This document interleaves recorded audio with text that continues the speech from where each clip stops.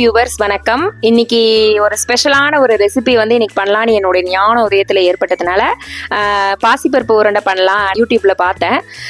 அது ரொம்ப சிம்பிளாகவும் இருந்துச்சு, அதனால அதை செலக்ட் பண்ணிக்கிட்டேன். 1/2 கப் பாசிப்பருப்புக்கு அரை கப் சர்க்கரையை விடவே கம்மியாக தான் போட்டிருக்கேன். 1/2 கப் பாசிப்பருப்புக்கு 1/2 கப் சர்க்கரையை விட கொஞ்சம் கம்மியாக போட்டாலும் நல்லாயிருக்கும். ஆல்ரெடி நான் அதை வந்து வறுத்து ரெண்டுத்தையும் மிக்சி ஜாரில் போட்டு எடுத்து வச்சிருக்கேன். இப்போ நம்ம போயிட்டு நெய்யை கொஞ்சம் மிதமான சூட்டில் நெய் கொஞ்சம் சூடு பண்ணிட்டு, இன்னும் இல்லை பாசிப்பருப்பை 1 கப் எடுத்து வறுத்துட்டு அது கூட ஒரு 4 ஏலக்காய் போட்டு, அது 1 கப் பாசிப்பருப்புக்கு 1 கப் சர்க்கரை நான் கொஞ்சம் கம்மியாக போட்டுக்கிட்டேன், ரொம்ப ஸ்வீட் வேண்டாம் அப்படின்னு சொல்லி. இதில் நெய் வந்து நான் சூடு பண்ணலான்ட்டு கொஞ்சம் இருக்கிறேன்.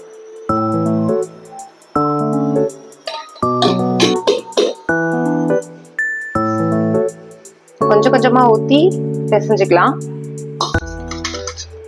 நான் இப்போ கொஞ்சமாக ஊற்றிருக்கேன். ஆமாம், கை சுடுது. லைட்டாக சுட்டுருச்சு. இது வந்து இன்னும் கொஞ்சம் நெய் ஊற்றலான்னு தோணுது. ரொம்ப உதிரியாக இருக்க மாதிரி ஃபீல் ஆகுது. உடஞ்சிரு போகுது, கீழே விழுந்துரும். எப்படி இருக்கு? நல்லா இருக்கா? ஒரு பிளேட்ல வச்சுக்கோ. அந்த கிண்ணி எடு, அந்த கிண்ணி எடு.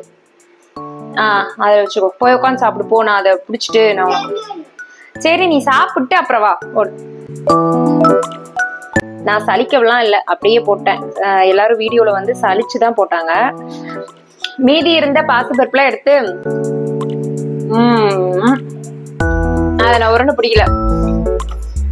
இதுவே சாப்பிட ரொம்ப நல்லா இருந்தது. ஒரு 1/2 கப் தாங்க போட்டேன். அதுல வந்து 8க்கு மேல உருண்டை வந்தது. இன்னும் 1 கப் போட்டோம்னா கண்டிப்பா ஒரு 20 உருண்டையாவது கிடைக்கும்னு நினைக்கிறேன்.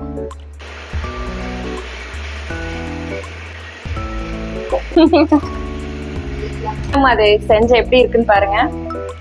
என்னோட பக்கத்து வீட்டில் ஒரு அம்மா இருக்காங்க. அவங்கள்ட்ட இதை கொண்டு போய் கொடுத்து எப்படி இருக்குன்னு கேட்டேன். அவங்க சாப்பிட்டு பார்த்துட்டு ரொம்ப நல்லா இருக்கு, எப்படி செஞ்சீங்கன்னு கேட்டாங்க. ரொம்ப ஹாப்பி ஆயிடுச்சு.